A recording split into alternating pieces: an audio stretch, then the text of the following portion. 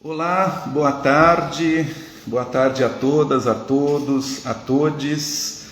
Eu sou o Paulo Casale, sou gerente do Sesc 24 de Maio e hoje, com muita honra, estou aqui, fui convidado para conduzir essa edição do projeto Memórias Musicais do Sesc Parque Dom Pedro II.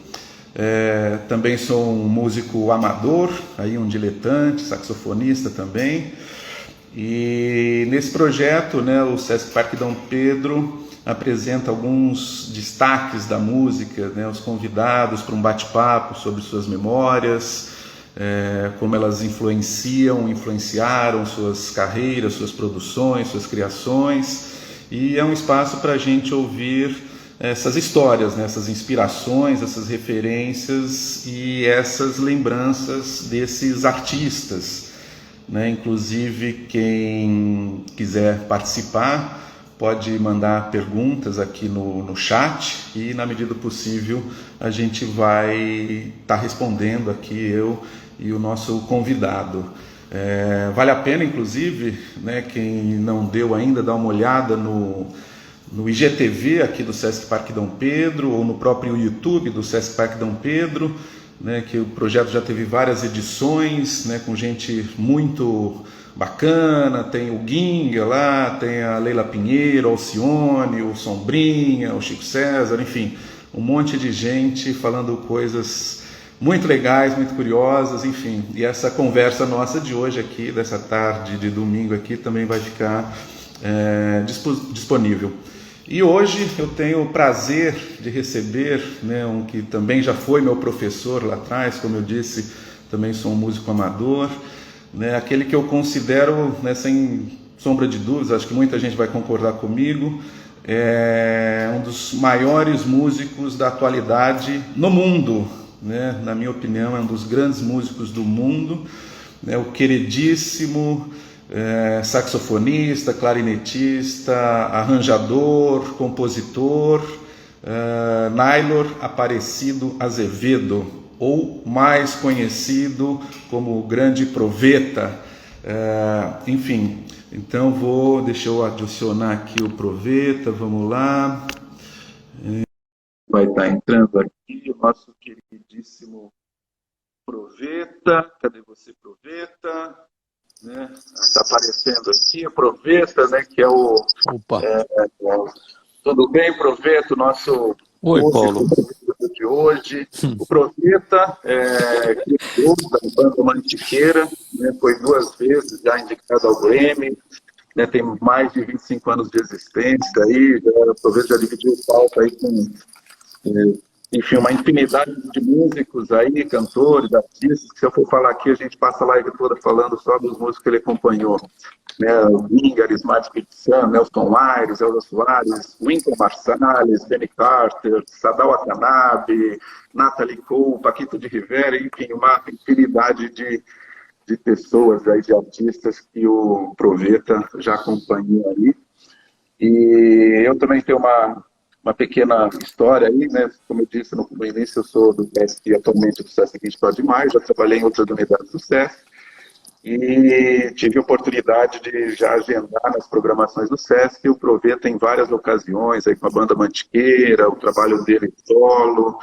E aí vou até começar perguntando, para a gente começar a puxar essa conversa, lá atrás, em 1990 e alguma coisa, me lembro, Proveta, que você tinha um grupo chamado Sambop Brás, que era uma coisa de samba e já com naipe de metais, com arranjos brasileiros. Não sei se isso já era um embrião da banda Mantiqueira, mas eu queria que você começasse a contar e aí a partir daí a gente vai buscar outras histórias aí do seu passado, do seu presente, do seu futuro também. Obrigado, Proveta, bem-vindo. Oi, Paulo. Olha, boa tarde a vocês, boa tarde os amigos todos. Eu estava sendo resgatado a história nesse momento aqui, como sempre foi na minha vida. Basicamente, nós somos seres que... eu aprendi isso na minha vida com meu pai. Tá bom o som aí, né? Tá bom, tá bacana. eu aprendi com meu pai dentro da música, a possibilidade de contribuir com a humanidade, com o ser humano, ajudar. Foi muito bonito essa entrada nessa vida como músico. Eu agradeço vocês pelo convite para contar um pouquinho dessa história, né? Porque como você estava falando, eu cheguei em São Paulo depois de uma história que a gente fala depois, né? Essa história é muito boa, mas tem muitas passagens assim interessantes. Músicos de banda, né? Eu sou músico de banda, né? Eu tenho um maior orgulho de ter passado por essa escola, né? Uma grande escola. E vim caminhando, tanto com os detalhes que a gente conversa depois, mas quando eu chego em São Paulo, eu vou morar lá um apartamento junto com o meu compadre hoje, Valmir Gil, que se conheceu muito bem, Cacá Malaquias, os meus irmãos da velha guarda, né? O François, né, que é um trombonista que tem uma história muito bonita. E nós quatro viemos das bandas, né? Mas a gente tinha que dar um gás danado na cidade de São Paulo, né? Ainda a gente estava buscando a nossa liberdade, né? Como é que faríamos para conseguir desenvolver um trabalho, né? Como que a gente conseguiria fazer parte do mercado, trabalhar nesse mercado, o mercado que era muito grande em São Paulo, mas que a gente pudesse produzir alguma coisa, né? E foi incrível, né? Esse grupo Sambop, ele nasce por intermédio do François. Eu lembro até hoje, eu estava lá num apartamento, que era uma república, né? Isso ali era uma loucura, aquilo ali era música dia e noite, né? E aí eu estava escrevendo, porque já tinha acabado já algumas bandas, alguns grupos que a gente tinha maior prazer, coisas maravilhosas. Eu tinha tocado com o Tio lá no Piu Piu em 86, 87, Laércio de Freitas, era uma felicidade. Tinha tocado com o Branco em 84, com a Savana, estreada essa banda com ele, Gil, sempre junto. E aí essas coisas eram rápidas naquela época, elas duravam 1 ano, 2 anos. Aí eu falei pro Gil, a gente tem que fazer uma banda. A banda Mantiqueira estava quase nascendo, já existia a composição, a procura para essa banda, né? Aí o francês chegou assim, não, a gente tem que fazer um negócio aí com um grupo de pagode. É um grupo daquele samba daquela época, que era aquele samba cadenciado, aquele samba com Zé Carlinhos, Zé Valtinho, Zé Mané, Baeta na bateria, Pedro Ivo no contrabaixo. Sim. E aí era um grupo famoso na época, né? E vou me lembrar daqui a pouco do nome deles. E aí juntou eu, Francês, Cacá e Gil, eu fazia os arranjos, até que a banda Mantiqueira aparecesse, eu estava escrevendo lá para esses amigos, né? E foi uma época muito especial. E foi quando a gente se conheceu, Paulo. Assim, você falou assim, vamos levar esse grupo aí lá para São José. E foi uma experiência tremenda, né? Eu acho que a gente começou a dar uma balançada na cidade de São Paulo, assim, dando um grito, assim, a gente precisava falar alguma coisa na nossa cidade, assim, olha, nós estamos aqui, a gente quer contribuir. Eu acho que foi nesse sentido que nasceu o Sambop, para a gente começar a falar um pouco de como a gente poderia participar mais da cidade, né? Eu acho que a ideia era essa, principalmente, né? Bacana. Não, e era sensacional, né? Porque eu me lembro que vocês tinham uns arranjos, uns bebops, né? Dona Ali tocando em samba, aquela coisa toda com uma linguagem super brasileira, né? Por isso que eu penso que isso é muito a essência da banda Mantiqueira, né? Que a Mantiqueira exatamente, é uma banda brasileira, né? Tinha fogo na roupa, porque eu levava o bebop e levava o choro. Então eu tinha apanhete, cavaquinho, tinha fogo na roupa, né, como a gente falou, e tinha o Parker junto, né? Tinha lá um standard lá do Parker, né? Olha, era assim, era mostrando assim as duas culturas, né, brasileiras assim, se encontrando, né, é, nesse momento. E os arranjos eram assim, não tinha instrumento de harmonia. Uhum. Era assim, era 3 percussões, um baixo, uma batera e 4 sopros. Era Era a assim, cozinha e o sopro. é. E aí as pessoas falavam, mas não tinha um pianista? Falaram, a gente ainda está uns 200 anos atrás, né? A gente queria aquela ancestralidade lá, sabe? A gente queria aquela ancestralidade, a gente não queria. Era ritmo puro, né? E eu acho que a harmonia entre as pessoas que aconteciam, né, Paulo? Eu acho que Certo. era E deixa muito. eu aproveitar e te perguntar, tem uns colegas seus aí, uns colegas nossos, que já mandaram umas perguntas antecipadas para a gente. Eu vou, Sim. à medida aí do bate-papo, eu vou falando. Um deles é o César Roversi, Cezão, saxofonista, chorão, enfim.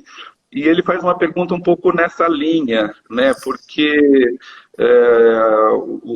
aqui no Brasil a gente é muito influenciado pelo jazz americano, né? Principalmente a gente instrumentos de sopro aí, muito aquela coisa da escola do Jamie Abersold, que veio com aqueles play-alongs, etc. e tal. E o choro sempre meio ficou num segundo plano, uma coisa assim, né? E aí o César, ele pergunta, né, do choro como formação, né, do músico brasileiro, tanto como ferramenta de estudo, né, também como desenvolvimento técnico. Né? Ele queria saber de você, né, e você falando essa coisa do bebop, do choro que você levava até hoje, você traz isso, né, você é um grande chorão, né? Como você vê o choro, né? Porque eu acho que a linguagem nossa musical no Brasil é o choro, né? O jazz é bacana, é sensacional, tal, mas o nosso coração ele bate na síncope ali do choro, né? Não É, tem jeito, né? Eu queria saber de você exatamente. um pouco essa questão assim, né, do choro como uma linguagem brasileira e como o desenvolvimento do músico. O que você poderia falar sobre isso? Ah, isso para mim, a minha vida começou dentro dessa família, né? Eu posso começar falando do meu pai, da importância do meu pai. Ele era um chorão e um homem muito bem informado, assim, pela forma como a vida era na década de 69, 68, 70, esse momento aí, né? A televisão, mas a televisão tinha uma qualidade muito grande de informação, né? Então, a escola do choro hoje, ela é muito grande. A escola aumentou muito. Nós temos aí muitos músicos chorões de altíssima qualidade, né? E sei que hoje é muito mais sofisticado também. Você tem músicos que vêm muitas vezes assim da música clássica, né? Mas a gente veio daquele choro que veio da rua. Eu vim do choro da rua com meu pai, né? Não existia partitura para se tocar choro, né? Assim, então a escola do choro para mim ela começou somente com melodias. Então eu vou tocar um pedaço de um choro aqui só para a gente começar, porque Maravilha. assim um dos primeiros choros que eu aprendi, né? Só um pedacinho de um choro aqui, ó. Eu tinha uns 9 anos, né? E tocava esse choro aqui.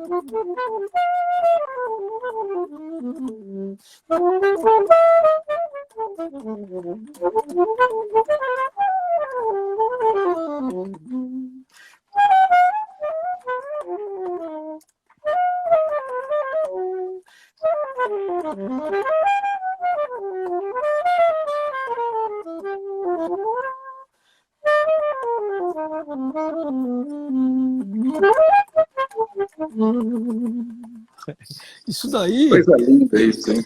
isso daí era 1968, 69, né? Que eram os músicos, meu pai achava uns discos, mas a gente não tinha partitura. Então, assim, como tocar um choro, né? A primeira escola de choro significa, assim, tocar junto. Então, meu pai era um professor que tudo que eu fiz, que ele falou para fazer, já era dessa escola. Sim. E eu passava de uma a 2 horas, toda noite de quinta-feira, me lembro isso, que a gente tocava lá assim junto. Ele falava assim, não, não tem partitura, eu vou tocar para você e você aprende, né? Então, Bacana. essa coisa do oral, de você aprender a ouvir, é muito importante, porque os mais antigos falavam assim, olha, como o Laércio de Freitas, meu professor, né? Acho que de todos nós, né? Maestro, Laércio, tio, falava assim para a gente se sentir feliz quando a gente conseguisse fazer parte da música. E fazer parte de uma música, quando a gente fala tocar de coxa, significa tocar de coração. Uhum. Então as minhas músicas, graças a Deus, assim, eu tive uma pessoa que me iluminou. Só que meu pai falava assim, olha, você precisa tocar outras coisas. Então eu comecei a tocar a escola do meu pai. Eu nunca, né, nesse momento, eu estava lá tocando, por exemplo, assim, ele chegava e falava assim, você tem que tocar isso daqui, né? E eu toquei aqui em São Paulo, uma vez isso daqui, ó.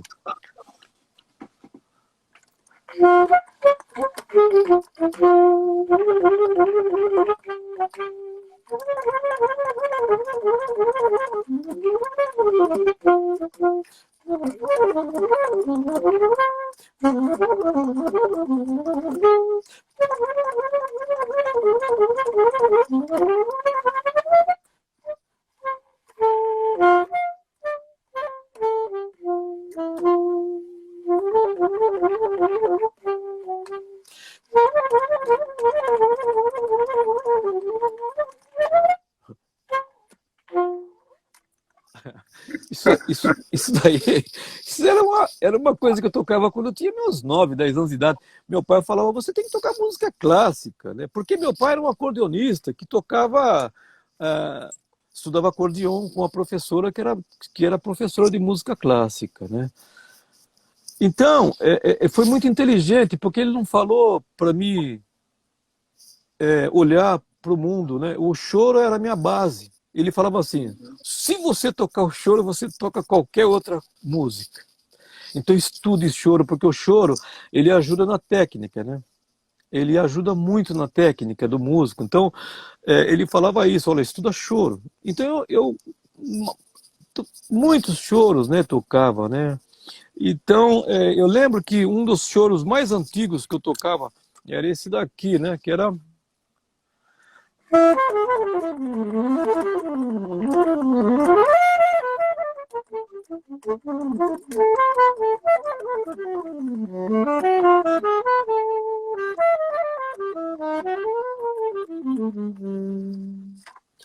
Severino Araújo, Espinha de Bacalhau. Espinha de Bacalhau. Ele achou essa partitura em 1969, chegou em Leme, uma partitura manuscrito, né? Então era assim, coisas desafiadoras. Ele falava, se você estudar choro, você pode tocar música clássica e você vai aprender a improvisar no choro, mas e com 9 anos eu já estava fazendo improvisos, né, com choro, eu lembro do meu primeiro improviso, foi isso daqui, ó.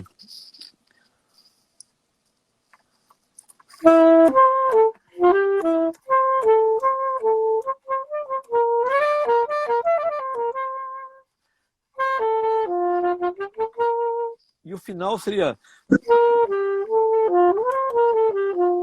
Eu arrumei uma outra frase, porque... Esse foi o meu primeiro improviso na vida. Ele falou assim, de onde você tirou isso? Eu achei que...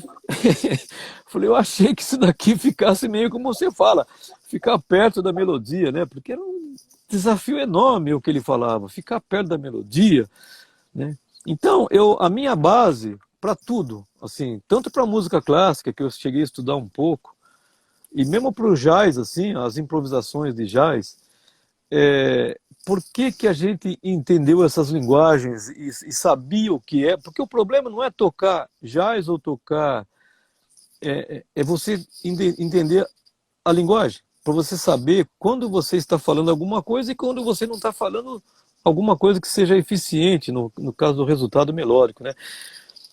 Então, a Uhum. importância do choro que ele falou para mim foi essa. Ele falava assim: olha, fique perto da melodia, faça um bom solo na melodia e do choro. Ele queria dizer que a base do choro era o contraponto, mas ele não falava essa palavra. Ele não podia, ele não tinha conhecimento acadêmico para chegar em mim e falar assim: olha, e trata-se de contraponto. Imagina, eu vim aprender isso depois, muito depois de adulto, né?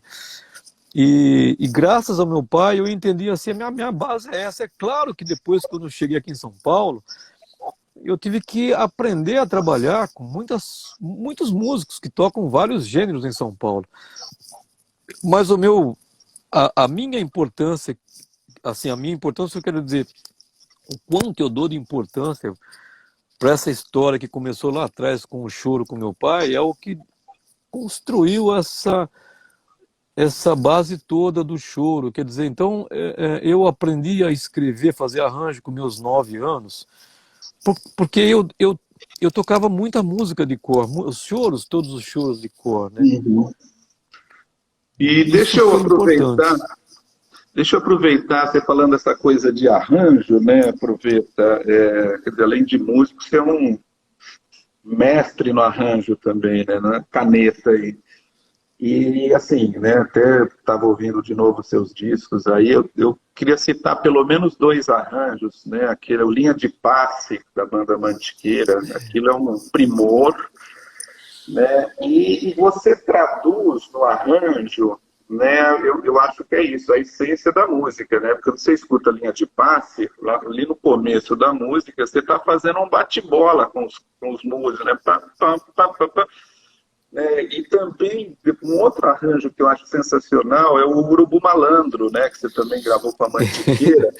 Você chega lá no meio da música, lá para tudo, só fica os metais e parece, assim, você visualiza aquela coisa do urubu mesmo, né? O urubu é malandro por natureza, né? Porque ele não bate asa, ele fica só naquelas correntes de ar quente. E o arranjo teu, ele traduz, eu acho que traduz isso, né? Porque é aquela coisa do urubu, fica lá, de repente desce, vai lá na presa dele, que é malandro duas vezes, porque a presa geralmente já está morta, né? Então, e você faz você, quer dizer, você traduz para o teu arranjo, eu acho que essas essências. Como é que você pensa tudo isso? Queria que você contasse um pouco, né? Já que você falou dessa coisa do seu primeiro arranjo, né? E hoje aí você arranjos maravilhosos, aí todos que você faz, seja de improviso, seja na caneta. Como que você pensa um pouco essa concepção de arranjos assim? Olha, eu vou falar uma frase, Calazans, vou falar uma frase para você que meu pai falou quando eu tinha, quando eu tinha uns 10 anos de idade. Isso foi, eu tinha 11 anos, 1971, que meu pai era um mestre meu, um professor, né?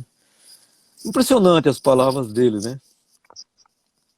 Nós viemos para São Paulo a convite daquela época da Ordem dos Músicos do Brasil, porque naquela época as bandas eram, aí entra a questão das bandas, quanto essas bandas eram valorizadas. Que luta é hoje ser músico? Primeiro ser músico. E ser músico de banda, porque o meu sonho de consumo é ainda tocar numa banda. Você sabe, assim, eu sempre falo para as pessoas, pô, queria acabar tocando numa coreta, assim, ainda, né? Só vocês vão ver, né? Porque é o seguinte, né? A gente olha para a história e você vê assim a importância da pureza que existe dentro de uma banda. Aqueles caras não são profissionais. Na minha época, eram pessoas que trabalhavam durante o dia, músicos, né? E à noite pegavam seus instrumentos. e ia para uma sala, ia terça e sexta, era ensaio da banda, né? E a gente viveu conhecendo figuras assim, que você fala, putz, figuras de músicos de banda, puros, assim. Isso ficou muito no meu coração, né? E meu pai falava muito, ó, você tem que fazer um arranjo. Eu falei, pô, mas como é que é esse arranjo? Não, você vai ter uma, vou te passar a receita. Você pega essas bolinhas aqui, deixa mesmo mais ou menos por perto, que era encadeamento harmônico, né? Ele não falou isso. Então, deixa as bolinhas sempre o mais próximo possível uma da outra, né? 3 bolinhas, 4 bolinhas, às vezes. Olha as notinhas, né? Não fica dando pulo, deixa elas pertinho, para não ficar dando, o cara não tocar pulo, porque assim, a primeira voz, a segunda e a terceira. Eu falei, tá bem, já entendi, isso eu já entendi. Ele falou, as bolinhas ficam perto uma da outra. Eu falei, legal. Aí ele colocava, aí ele falou assim, uma frase espetacular, ele falou assim, para quem você acha que você vai dar o solo? Eu falei, quem você acha? Eu falei, puxa vida, como assim? Eu falei, quem você acha que tem um pouco mais de som? Eu falei, o trompete, né? O trompete é o cara aqui, então vou dar o solo pro primeiro trompete.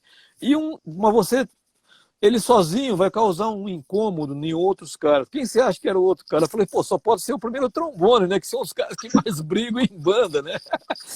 Ele falou, então divide o solo para os dois, para os caras não brigar. Então, assim, a aula era olhando primeiro para o aspecto humano. Que figura é essa, né? Aí uma outra coisa que ele falou aí em 71, aqui em São Paulo e tal, a gente veio aqui e eu toquei essa valsa aqui, ó.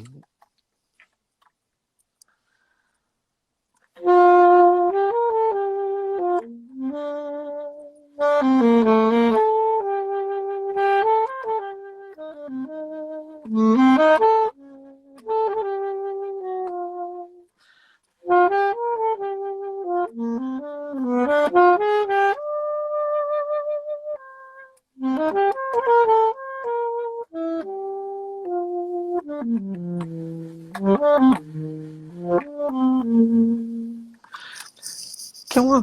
Eu cheguei aqui e os caras falaram assim, quem é esse cara? Falou assim, esse menino aí é amigo do trompetista do Butina. O Butina que arrumou tal para vir na festa dos músicos, que era dia 21 de novembro. Aí eu toquei essa valsa aqui com o regional do Caçulinha. Colocaram uma cadeira, eu era muito pequeno, tinha muita flor no palco, né, dos músicos. Eu fiquei numa cadeira assim, aí coloquei lá e fiquei tocando junto com o Caçulinha, né, essa valsa. E meu pai andando por lá, aí tinha lá, quem eram os arranjadores? Gabriel Migliori, Silvio Mazuca. Sim.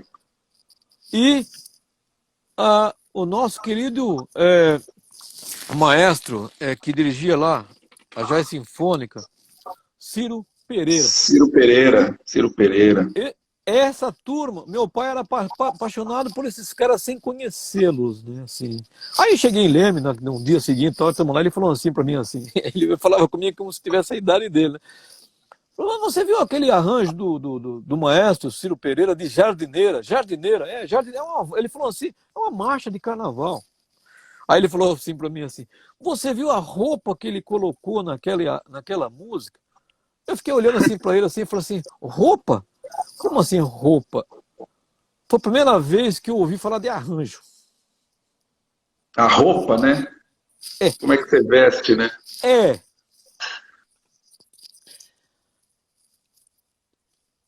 Isso é uma metáfora muito bacana, né? A roupa que você põe na música, né? Você não pode chegar numa criança e falar de campo harmônico, né? Você tem que falar, você vai colocar... Porque assim, o que você faz para uma criança? Você senta no chão junto com ela.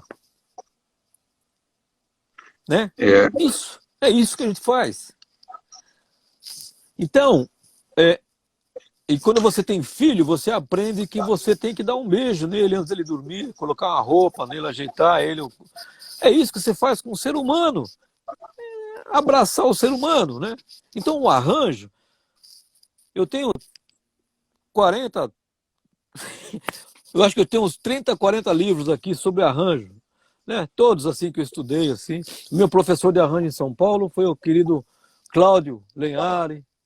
Aliás, o meu primeiro professor, eu vim até aula com o Nelson Aires lá no Brooklyn, isso em 1980 79, 80, antes, 78, 79. Eu fui lá ver o Nelson, conhecer ele, porque todo mundo fala, você tem que estudar com o Nelson. Eu já fazia, mas eu morava lá em São Bernardo. Enfim, outro grande professor de arranjo meu, Edson Alves, né? O Edson deixou uma escola que teve que sair antes daqui, meu Deus.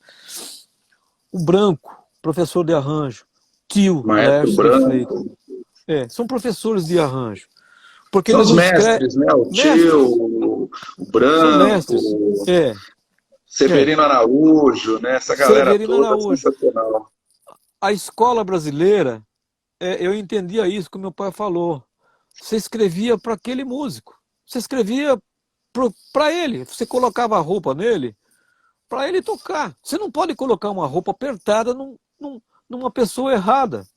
Sim. Você não pode chegar numa pessoa e cuidar dela dessa forma. Então, os arranjos da Mantiqueira, quando a gente formou a banda em 90 para 91, eu já tinha morado com o Kaká, Gil, Baldo, Tennyson, e gravava com o François, a gente gravava muito junto. Então eu conhecia essas figuras, assim, eu sabia como eu tinha que escrever para essas pessoas, porque escrever para eles era assim, pô, que roupa, esses caras estão acostumados com essa roupa. Como diria o Noel Rosa, né? Com que roupa que eu vou, né? Pois é, exatamente. Com que roupa eu vou?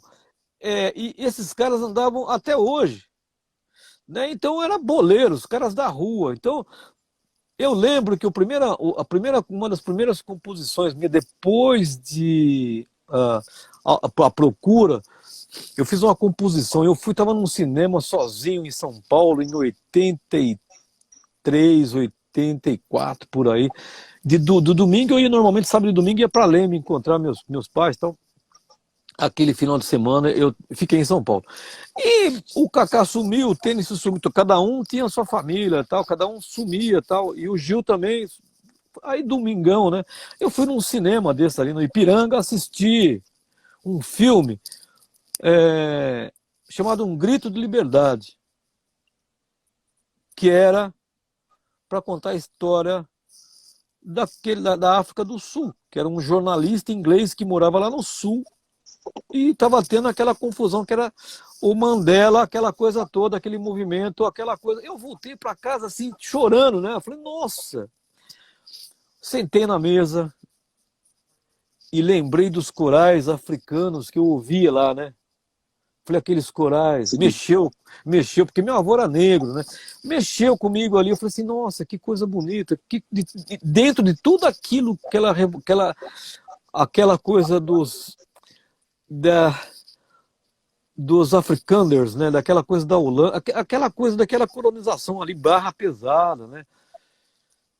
E o Bicudo, Nelson Mandela, Bicudo, essa turma toda, aquele movimento todo, eu voltei assim com zero, né? Para aquele apartamento sozinho. Eu falei, nossa senhora, o que eu faço agora, né? Eu falei, vou fazer uma música. E comecei com Aldeia, que é aquele coral de saxofone. Olha só, bacana. Escrevi, veio que isso daí na cabeça. Falei, nossa, esse coral é de lá. E aí eu falei assim, pô, meu pai faria o que agora? Pô, vamos começar com os homens levantando de manhã e ir para o trabalho. São os homens. Aí os caras saem e vêm parurá, parararirê, os trompetes, as vozes femininas. Tarará, tirarará, e a música depois vai para os solos, que é a volta dos caras chegando à noite, contando as histórias deles, das caças, das coisas todas que eles conseguiram. E a música termina com a felicidade geral, tipo, começa de manhã e acaba à noite nessa música, né? A gente usava essa música para acabar, né? Porque essa música, os caras falavam assim, mais uma. Então a gente vai tocar a Aldeia. A Aldeia dava quase 1 hora de música, né? Que fecha o CD, inclusive, né? Que fecha o CD, Enfim, o meu pai falou do arranjo, coloca uma roupa na música. Significa para mim muito isso daí hoje. Coloca uma roupa no ser humano, né? Então, arranjar é você arrumar a vida do seu amigo, entendeu? Você, É, você tem que cuidar dele. Você não pode colocar ele numa roubada. Então, a música popular, ela tem essa qualidade aí que eu aprendi muito cedo com o meu pai, né? Então, eu acho que eu vi isso na banda. E é claro que a gente estuda para se preparar para que um dia chegue uma pessoa doida querendo que você faça parte de uma forma diferente. Existe a possibilidade? Claro que existe. Existem composições que exigem, mas aí você vai estar escrevendo para a pessoa que tem essa qualidade. Então eu acho muito importante. Eu também componho, né? Aprendi com meu pai. Meu pai já falava isso, né? Observa para quem você está escrevendo. Então isso foi muito importante para mim, né? Acho que uma das coisas mais bonitas, só para fechar esse bloquinho, foi quando ele falou do Pixinguinha. Em 74, tinha uma novela na Globo chamada Carinhoso, né? E sim. aí ele falava assim, vamos tirar essa música do Pixinguinha. Foi a primeira música do Pixinguinha que eu tirei, né? E era com Márcio Montarroios tocando Flugelhorn, que é um cara que eu sou apaixonado por ele até hoje. A gente se encontrava aí pelas ruas de São Paulo à noite. E Uhum. a gente se gostava muito, porque ele é muito. Assim como o Paulinho Trompete, dois caras que eu tenho saudade dos caras, né? Porque o cara que passou por esse planeta aqui já foram. Mas era de uma rua muito bonita. Essa rua tem que ser cuidada, sabe, Paulo? Sim, sim. É essa rua que a gente está falando, sabe? Não, dá para ir para a academia, dá para ir para todos os lugares, mas a gente não pode perder a rua brasileira, sabe? Exato. E na rua atrás de você ali tem um quadro que tá, ó, ninguém menos, você falou do Carinhoso, o Pois é, Pixinguinha da Baiana ali no meio da pois rua. é. É sensacional isso. São É, Pixinguinha. eu comprei, você sabe que eu tenho essa foto desde quando eu cheguei em São Paulo. Eu passei numa banca, tinha uma caixa dessas engradada de cerveja, tinha ali uns 30 discos, não tinha todos. Tinha uma coleção da editora Abril, né, da história da música popular brasileira. Exato. Vendia os discos, vendiam nas bancas, né, que eram sensacionais. Eu tenho Em todo alguns discos lugar. dessas coleções aí. Eu passei naquela banca, eu vi que já eram discos antigos, né? Isso é no 83, 84. E o cara falou pra mim assim, olha, tem esses discos, eles ninguém quer. Eu falei, louco, mas tem um Pixinguinha aí, tem uns caras, falou, nem sei quem é. Eu falei, quanto custa? R$ 30 você leva tudo. Eu falei, eu vou levar agora. Eu já vou Levou levar, posso tudo. levar? Ele falou, se quiser levar um engradado também, tá aí. Aí eu levei aquelas coisas pra casa. Eu levei, cheguei lá, falei, ô Cacá, dá uma olhada que os caras fizeram, bicho, isso daqui. Olha, como é que esses caras podem fazer isso? E é isso, quer dizer, eu lembro da introdução que eu tocava no saxofone dele, era isso daqui, ó.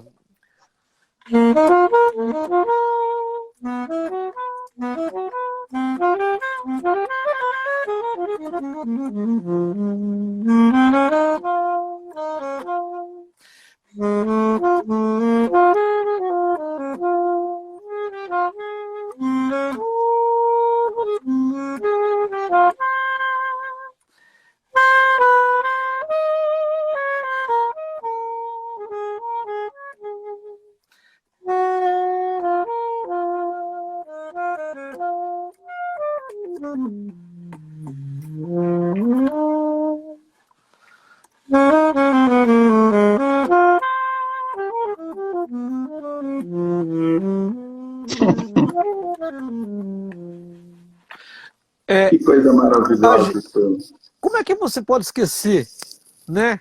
Assim, assim, o meu quarto aqui, quer dizer, tá forrado de histórias, porque eu tenho todos os livros, todas as músicas. E evidentemente que essa coisa do linha de passe, que a gente deu essa volta para. Como que você escreve? Porque assim, eu olhava para o François, olhava para o Gil, para o Kaká, tudo músico da rua. Boleiro, porque eu jogava bola com o Kaká, a gente era boleiro, moleque, né? Corria e tal. Então, a gente olhava para os caras assim, porque naquele dito popular, né? Os caras têm a malandragem da rua, dessa época que não existe mais. Porque você dá uma frase pro Franz, porque assim, os arranjos da banda, vocês vão falar assim, é escrito em papel, né? Como isso daqui, ó, eu tô cheio de coisa aqui escrita à mão. Vou mostrar um pedacinho para as pessoas assim, porque às vezes as pessoas nem lembram mais disso, mas ó, dá uma olhada. Isso aqui é escrito à mão, ó, né? Olha Tá só. lá, ó, tá? Olha lá, dobrado, né? Olha lá, Não dá para ler que está invertido aqui, mas tá escrito Batista de Melo, né? Batista de Mello. Para quem conhece, eu vou tocar um trechinho aqui, ó. Ó.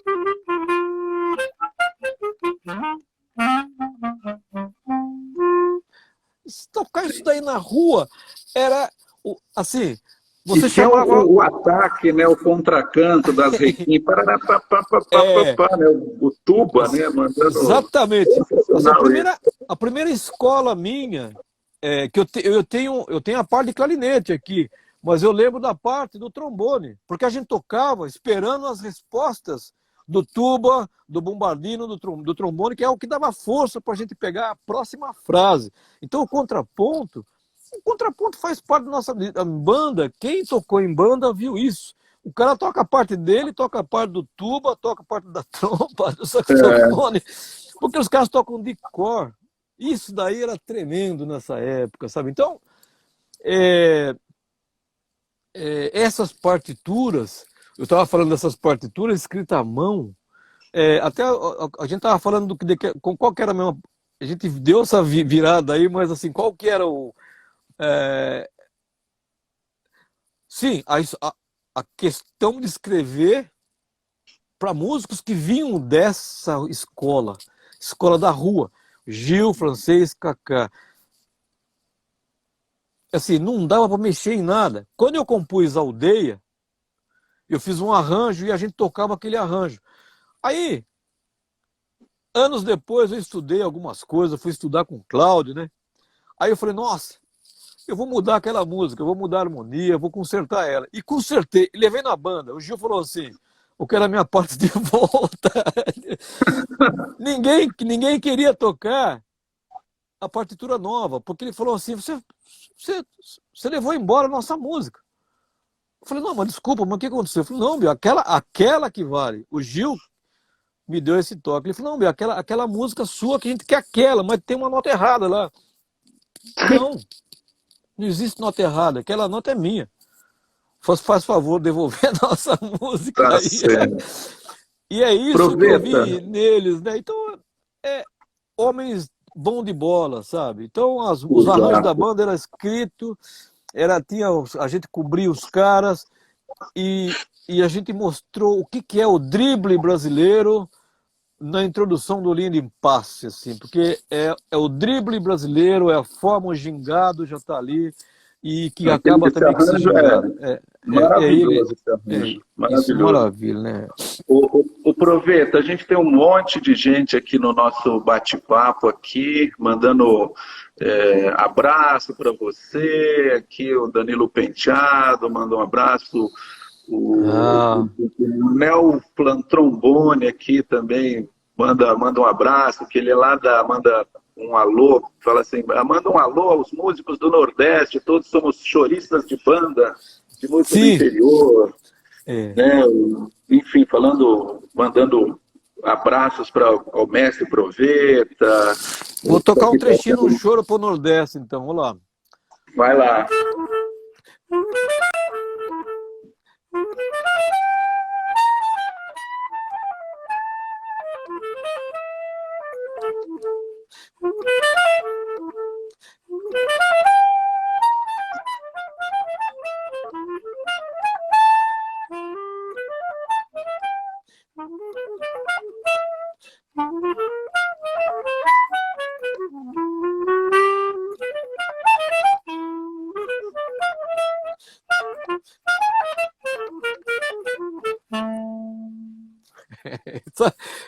Eu gosto César muito Severino dessa. Araújo, um chorinho para você, né? Maravilhoso É, também, sensacional. aprendi Mano, muito com muitos o abraços Nordeste, né? aqui. Puxa vida. Tá bem, estamos bem movimentados aqui.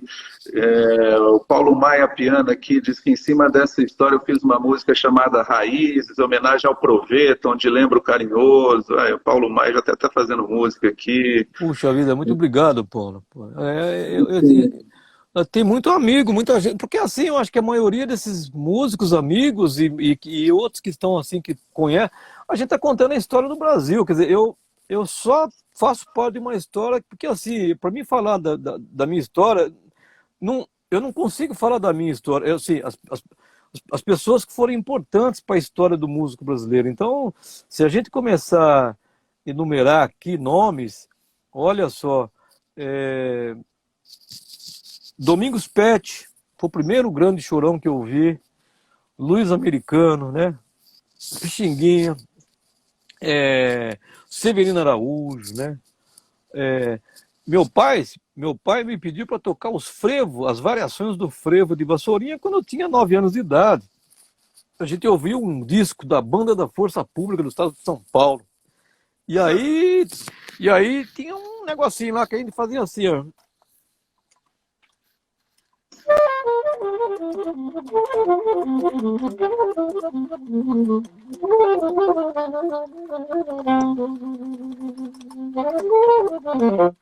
Eu não sei qual que é o tom, tá?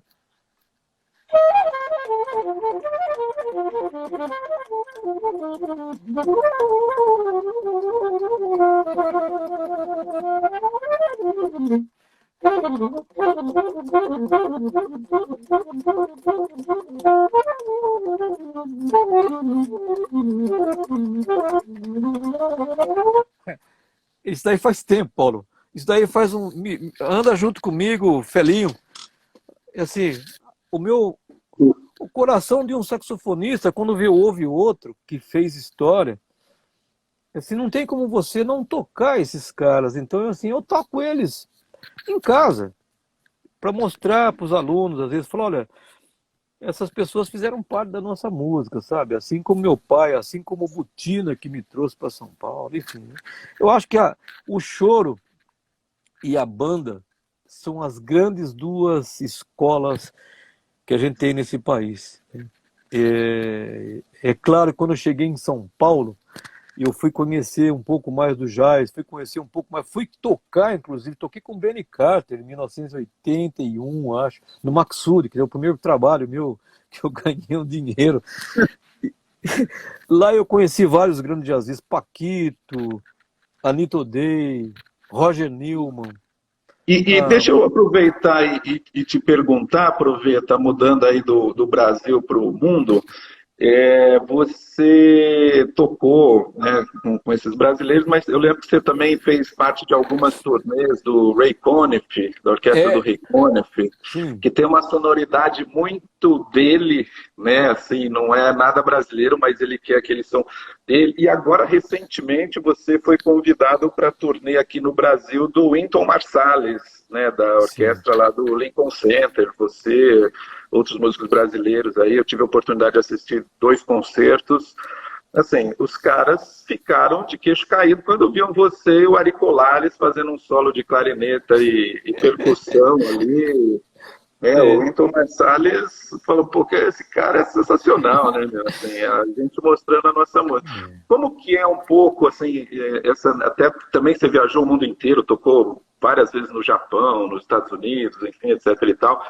Essa relação, porque assim, eu pelo menos percebo que os estrangeiros aí adoram a música brasileira, né? Assim, como que você vê essa relação? Você que já participou dentro desses grupos, enfim, de orquestras e formações, como que você vê essa leitura deles, assim, para a música brasileira?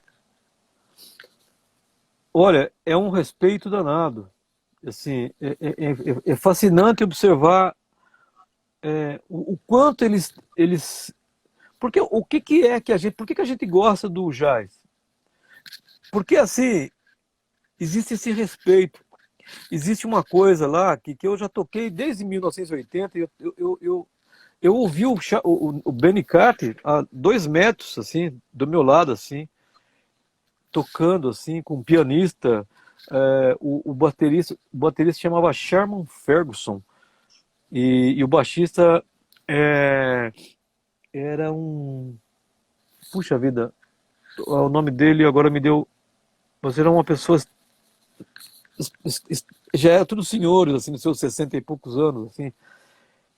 E o respeito que ele tocava... Aquela música era um ritual, né? E a gente estava acostumado a olhar para o jazz assim, como se fosse assim, um tema que você depois improvisa, né?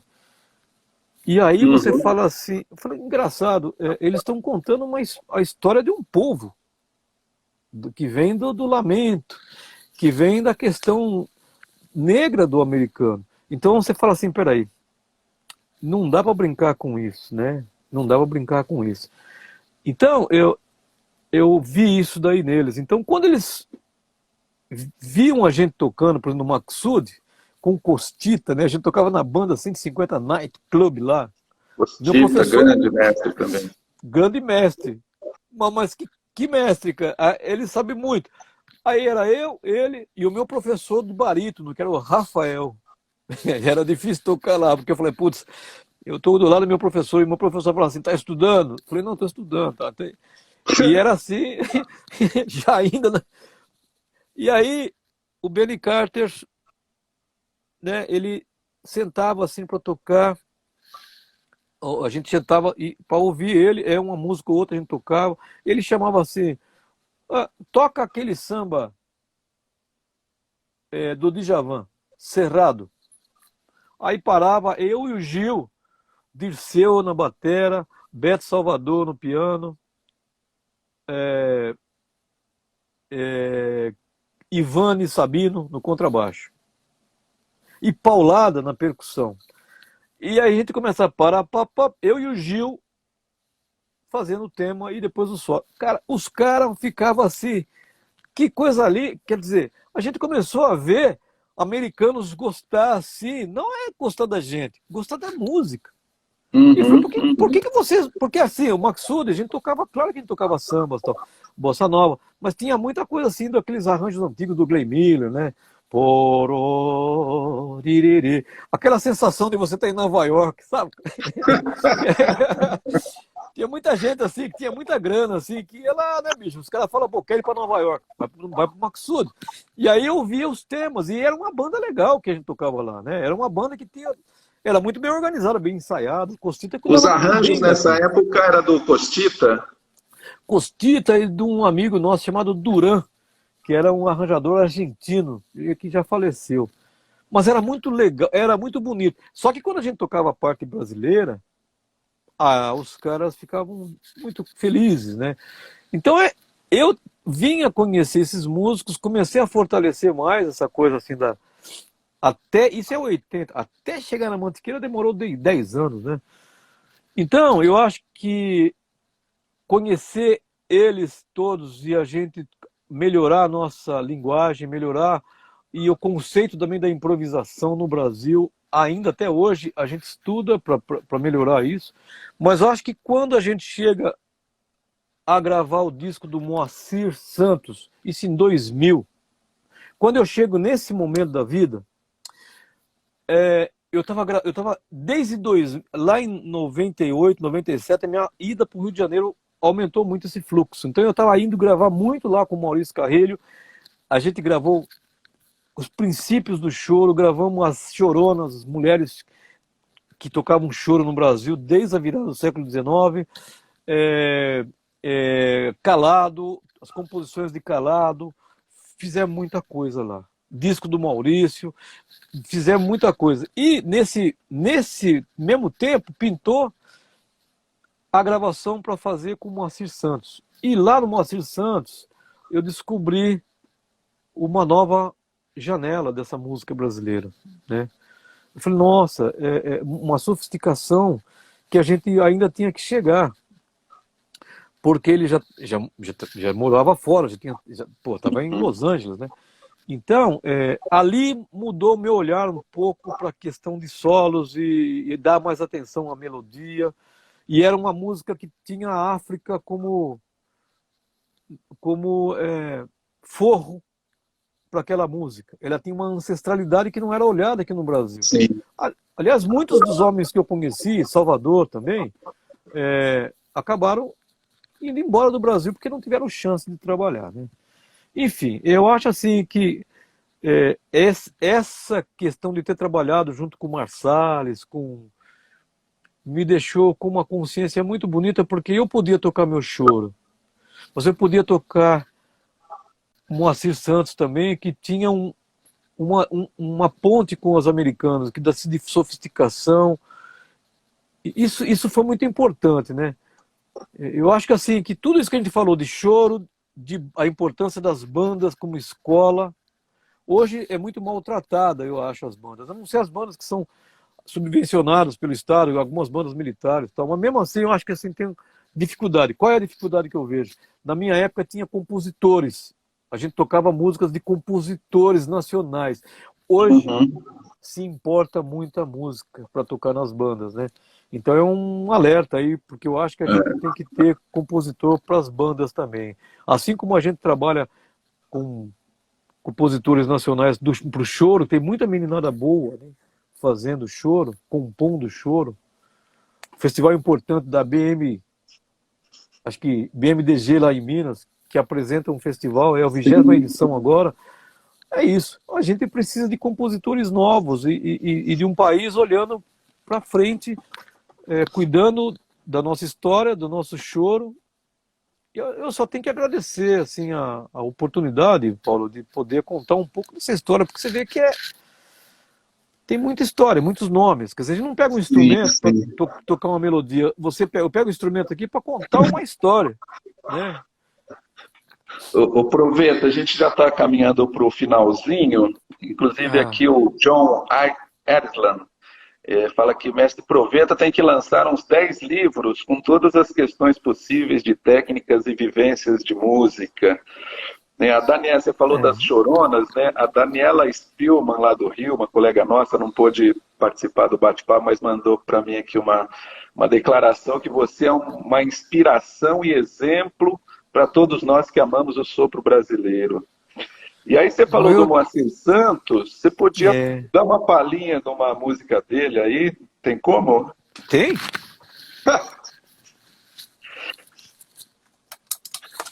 Grande mestre Moacir Santos.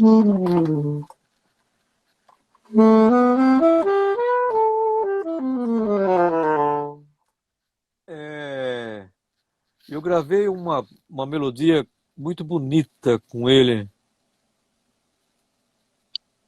Eu vou te lembrar que é.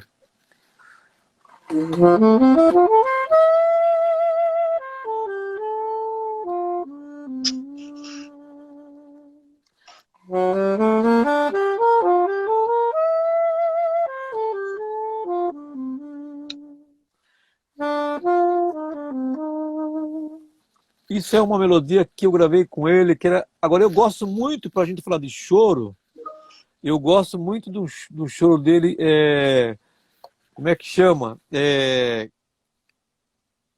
Da Bahia ao Ceará. Da Bahia ao Ceará, sim. Deixa eu pegar aqui. Que é uma viagem que ele fez vindo da Bahia para o Ceará, aquelas coisas de estudar, né?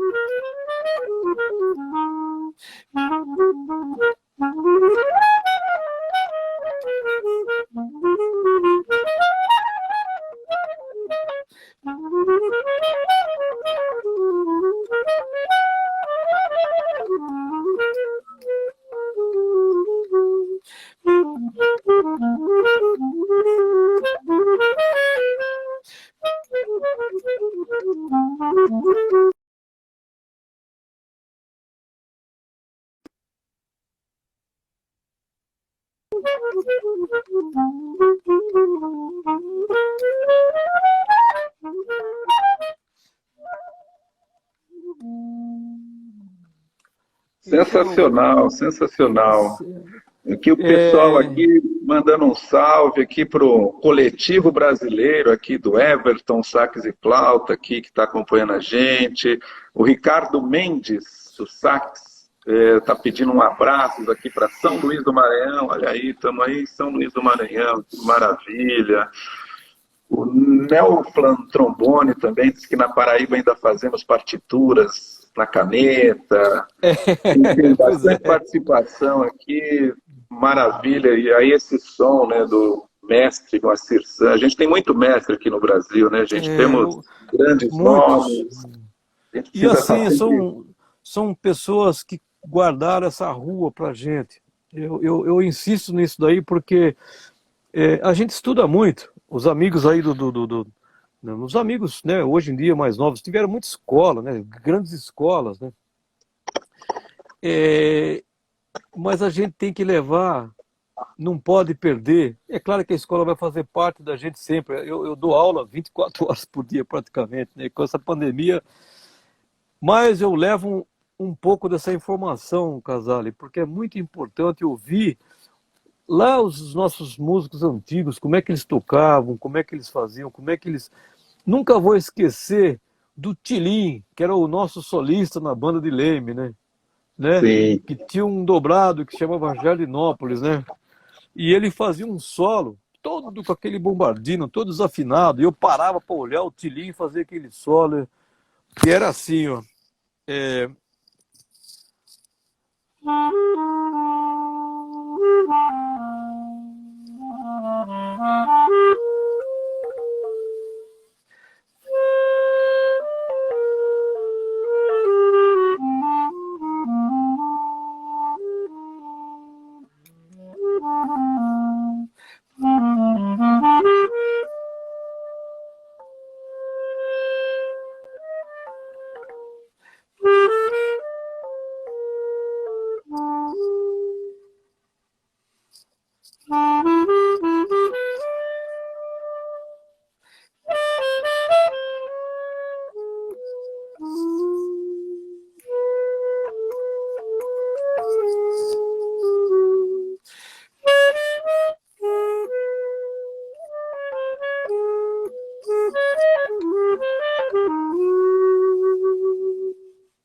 Vai aqui uma última homenagem para o mestre Ginga, né? Esse cara é demais. É, assim, o Ginga foi outro assim que Edson, Nelson Aires, Sion, é, Ciro Pereira, né?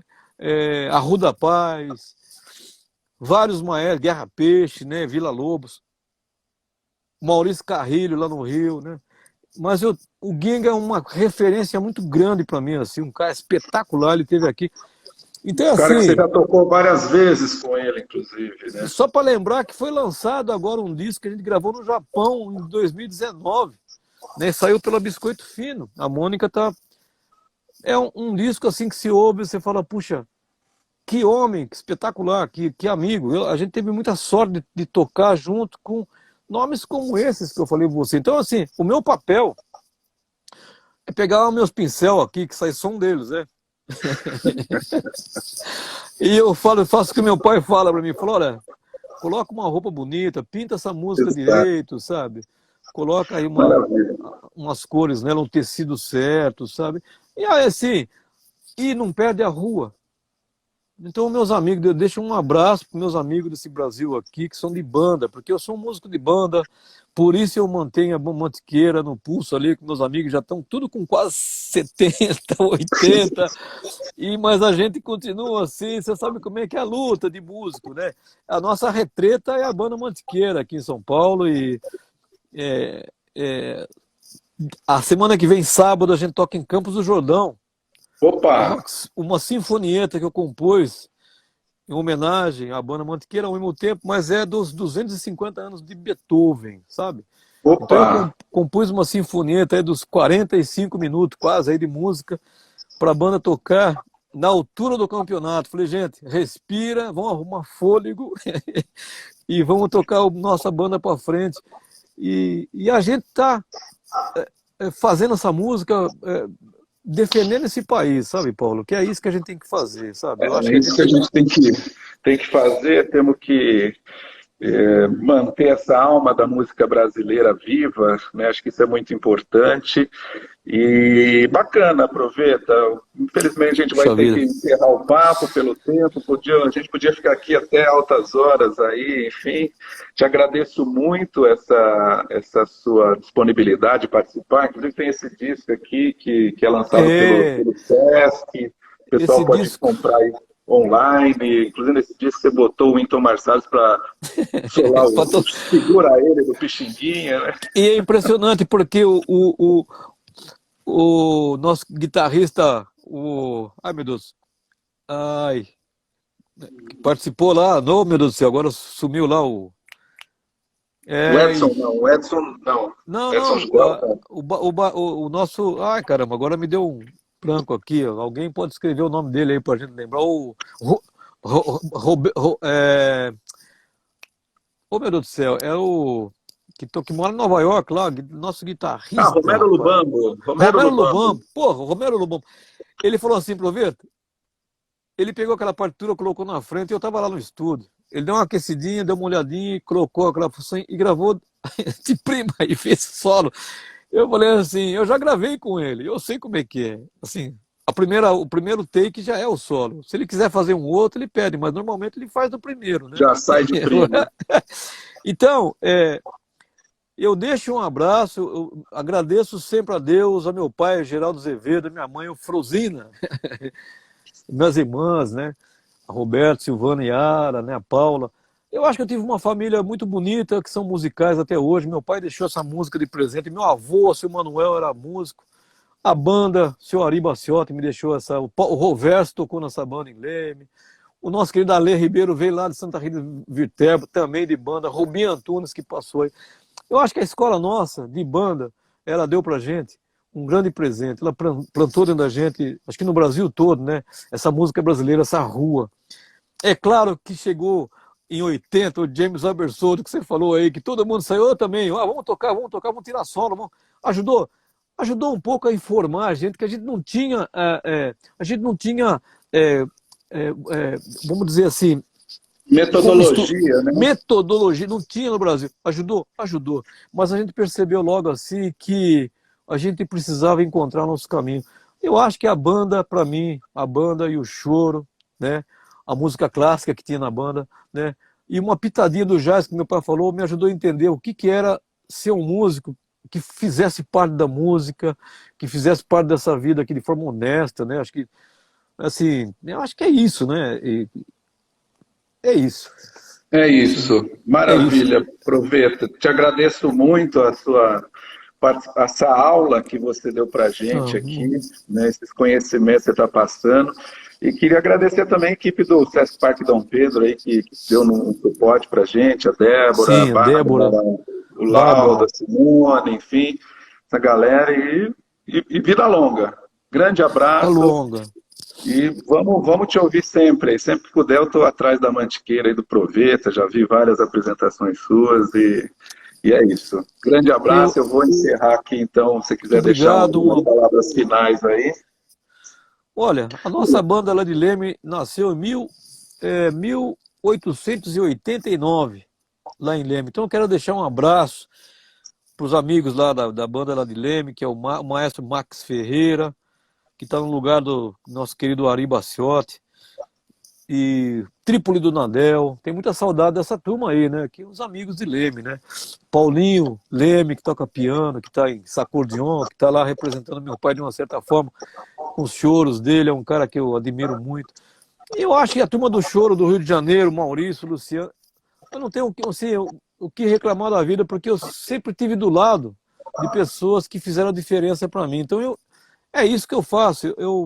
Sem essas pessoas, a gente não faz diferença no mundo para os outros. Então a gente é uma continuação sempre de uma história bonita. Né, que a gente possa continuar com essa rua, cuidando dessa rua aí, cuidando do Moacir, cuidando Jacó, Pixinguinha, Severino Araújo, Cachimbinho, um disco que gravei para ele, e tantos outros que a gente tem passado, José Bodega, né? Severino. Olha, eu só tenho que agradecer assim, a tanta gente boa que fizeram ajudar a manter essa rua. Então, hoje a gente falou dessas pessoas, né? E eu só consigo tocar minhas notinhas aqui, fazer uma misturadinha aqui, fazer um negocinho ali, por causa dessas pessoas. Então, acho que é isso. A gente está querendo, se esforçando para fazer parte, Paulo, de uma escola de música que aconteceu aqui, que é muito bonita, né? Ela não é uma escola rígida que dá regra para as pessoas. Ela é uma escola que ajuda a botar roupa. Esse Brasil precisa muito de roupa, precisa ser muito abraçado, precisa ser cuidado, com muita humanidade. Isso é arranjo, isso é tocar o instrumento. Pega esse instrumento. O nosso querido músico que morreu alguns tempos atrás, lá em Nova York, trompetista, primo do Sion, Rodite. Cláudio Rodite. Cláudio Rodite falou assim, eu falei para ele assim, como é que você faz solo? Ele falou assim, é que nem segurar um passarinho. Se você apertar muito, você mata ele. Se você soltar, ele vai embora. A vida é delicada dessa forma. Então a gente tem que cuidar dela com esse abraço aí, sem sufocar, deixar ela viver, e que a gente possa levar isso para os nossos alunos, amigos. E a gente está sábado que vem lá em Campos do Jordão, com a Banda Mantiqueira. Estou deixando essa informação, porque eu sei que tem gente da região. E tomara que a gente possa continuar contando histórias dessa forma, para a música brasileira. É isso. É assim, nós somos músicos brasileiros. Então, é claro que eu sou apaixonado pelo Marsalis. É claro que eu vou querer tocar com ele que qualquer outro. Mas eu quero tocar Moacir Santos com ele. Eu quero tocar o Pixinguinha. Eu quero tocar... Luiz Gonzaga. Se eu puder levar o Severino Araújo dentro, sempre comigo. O maestro Ademir Araújo. Sou fã desse cara demais, né? Pessoal lá de João Pessoa, né? Tem muita gente boa lá, João Leite, Costinha, né? Teinha, né? Nivaldo, o Sax Versax e Spock, né? Assim, Letieres. Então, assim, eu tô junto com esses caras de alguma forma, eu toquei sempre com esses caras, sempre vivi junto a vida com eles, e eu não posso esquecer dessas pessoas que fizeram diferença para a história da música. A gente só vai tocar essas músicas para frente um pouco mais por causa das bandas, por causa do choro, das danças brasileiras. A música clássica faz diferença nesse país, né? E o brasileiro é um improvisador nato. Então, assim, pode improvisar, gente, que a cada dia a gente tem aí uma cláusula nova e a gente... E é isso, eu agradeço aqui a vocês, o Sesc, mais uma vez. Muito obrigado mesmo, Paulo Calazans, viu? E que a gente possa um dia se encontrar e quem sabe a gente não leva essa sinfonieta um dia para um Sesc desse.